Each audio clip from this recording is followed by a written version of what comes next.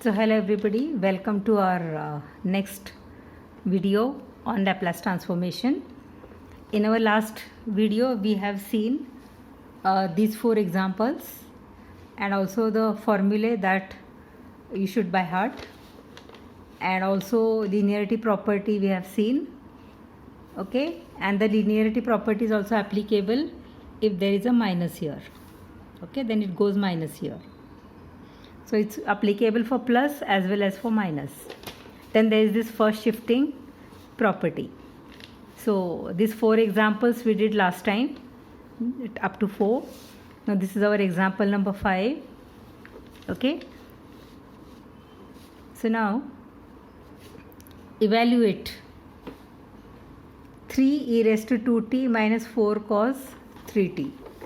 So linearity property here I am applying. Alright, so because of this minus I am writing a minus here.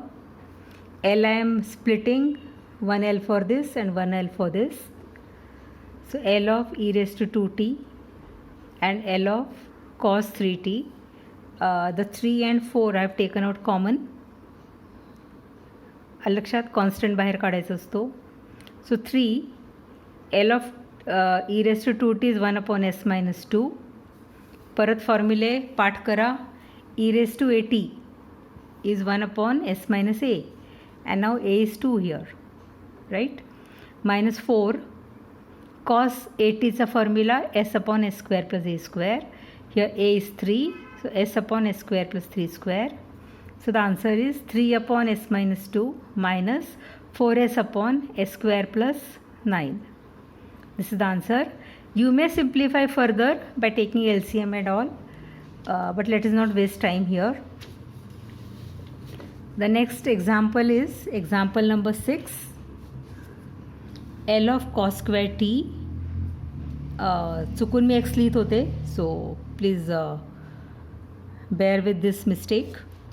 L of cos square t. आता cos स्क्वेअरसाठी formula नाही आहे बघा. कॉससाठी आहे, साईनसाठी पण आहे, पण स्क्वेअरसाठी formula नाही आहेत.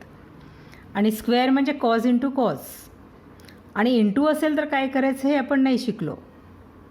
लिनिअरिटी प्रॉपर्टीमध्ये काय आहे, प्लस आणि मायनस असेल तर एल ब्रेक करता येतो, पण इंटू असेल तर एल ब्रेक नाही करता येत.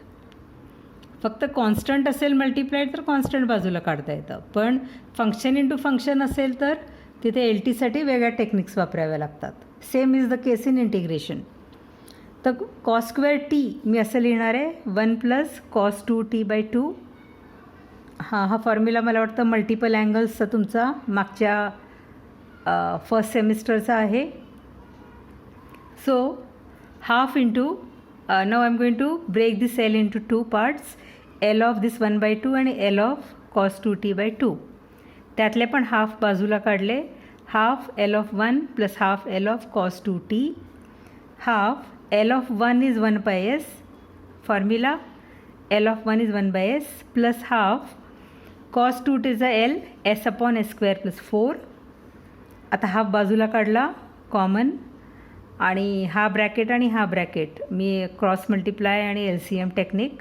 So s into s square plus 4, s square plus 4 आणि इथे s square, right, and that gives you 2 into s square plus 2. हा 2 कॅन्सल होणार आहे. So ultimately answer is s square plus 2 upon s into s square plus 4. Okay, this is the final answer. Same आता पुढचं गणित बघूया. Sine square 3t. तर again sine स्क्वेअरचा formula नाही आहे आपल्याकडे, तर L of 1 minus cos 6t by 2. I hope you remember this formula. Sin square x is equal to 1 minus cos 2x by 2. किंवा तुम्हाला असं माहीत असेल 1 minus cos 2x is sin square x. तर हा 2 इकडे घेतला की तुम्हाला 1 minus cos 2x by 2. आता हा फॉर्म्युला कसा ऑपरेट होतो, इथे जो अँगल असेल त्याचा डबल इकडे असतो. आता हा 2 मी इथे घेणार आहे असा जर फॉर्म्युला असेल आणि आपलं गणित काय आहे 3 आहे, तर इथे 3 असेल तर इथे त्याचा दुप्पट 6 होणार आहे. ओके, आणि एक्स असेल तर टी होणार आहे.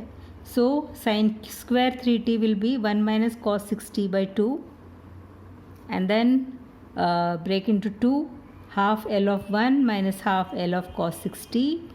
So half L of 1 is 1 by s minus half cos 6t.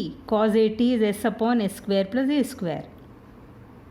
S upon s square plus a square. So simplify, which will give you 18 upon s into s square plus 36. Okay. 8th formula. Sorry, 8th example, not formula. L of t raised to 4. t raised to 4 म्हणजे t raised to n ना, तो formula इथे वापरायचा आहे. What is L of t raised to n? n factorial upon s raised to n plus 1. Compare with this. n is equal to 4. So 4 factorial upon s raised to 5. By the way, I was going to explain to you what is factorial.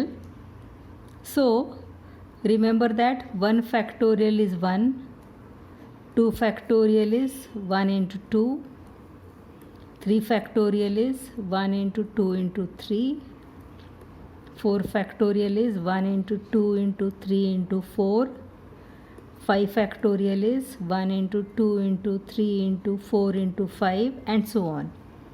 And also we are assuming that 0 factorial is also 1. हा फॅक्टोरियलचा अर्थ आहे. तर 4 factorial किती आलं? 4 त्रिकम 12 दूनी 24. So 24 upon S raised to 5. इथे observe केलं का?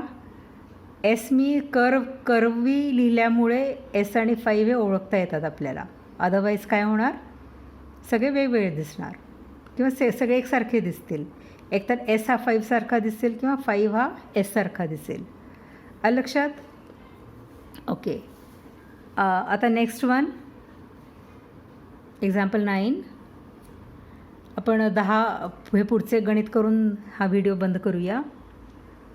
L of cos cube T. तर मगाशी आपण स्क्वेअर पाहिला तसा क्यूब बघायचा आहे आता. तर हा कॉस 3x फॉर्म्युला आहे बघा. 4 cos cube x minus 3 cos x, right? So what is 3 cos x? 4 cos cube x minus cos 3x, right? तर हा झाला cos 3t plus 3 cos t. So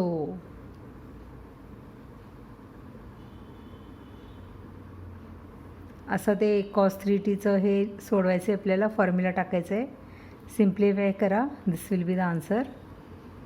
ह्यात काहीतरी चुकलं आहे असं मला वाटतं आहे. PDF शेअर करताना मी ते करेक्ट करून पाठवेन तुम्हाला. Okay. Next sum, sine cube T. 1/4 घ्यायचा होता, तो राहिला इथे. 1/4 घ्यायचा. So that we will do later. Similarly, sin cube t is 3 sin t minus sin 3t upon 4. हा 3/4 पहिल्या टर्ममध्ये बाहेर आला. दुसऱ्या टर्ममधला 1/4 इथे आला. L of sin t आणि इथे L of sin 3t. L of sin t is 1.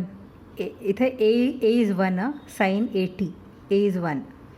So a upon s square plus a square. a square is 1 square. आणि इथे a is 3. So 3 upon s square plus a square म्हणजे s square plus 9, and that should give you 6 upon s square plus 1 into s square plus 9. So that is answer. इथून या स्टेपपासून ही step कशी आली हे तुम्ही स्वतः सोडून पाहायचं आहे. Alright. So with this we are stopping this video also. पुढे आपण अजून कंटिन्यू करूया. बरेच पुढे अजून टाईप्स आहेत.